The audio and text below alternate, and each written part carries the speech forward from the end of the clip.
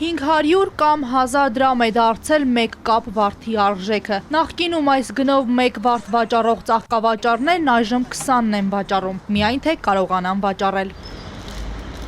Ծաղկի շուկայում լճացում է, անգամ սուպերմարկետներում են հայտնվել չվաճառված ծաղիկները։ Ռուսական շուկան, որը տարիներ շարունակ եղել է ծաղիկների իրացման հիմնական ուղղությունը, արդեն մեկ ամիս է փակել է դռները հայկական ծաղիկների համար։ Արտահանողների վրա է տարբերություն տվել, թե չէ ստեղի ծախողներին վաբշե տարբերություն չի տվել։ Մինչ կառավարությունը պնդում է, թե հայ տնտեսվարողների արտադրանքը, այդ թվում ծաղիկները արտահանվելու են եվրոպական շուկա, ջերմոցատերերը աղբանոցն են նետում իրենց ամիսների աշխատանքը կամ փորձում են իրացնել ինքնարժեքից ցածր գնով։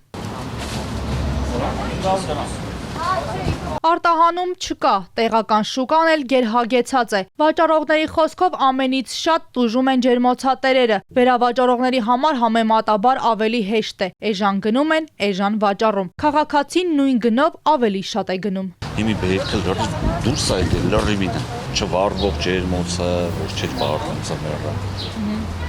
Բացօթյան, որ ջերմոց չի։ Այս որ էժան ալնում, արդեն շատ է վաճառում։ Պարզա որ չեն արտահանել, մի քիչ շատ է ծաղիկը ստեղ։ Ծաղկավաճառները խուսափում են տեսախցիկից, ասում են այս ամենի հետևում քաղաքական շահեր են։ Փոխարենը գնորդներն են ուրախ։ Թող էժան տան ամենտեղ էլ առնի,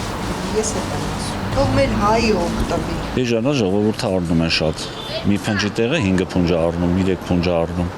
Էկոնոմիկայի նախարար Գևորգ Պապոյանը պնդում է, խնդիր չկա։ Հունիսի 19-ից 21-ը արտահանվել է 390 000 հատ ծաղիկ։ Մանուշակ Մելքոնյան, Ալեքսանդր Կիրոյան, Էպիկենտրոն։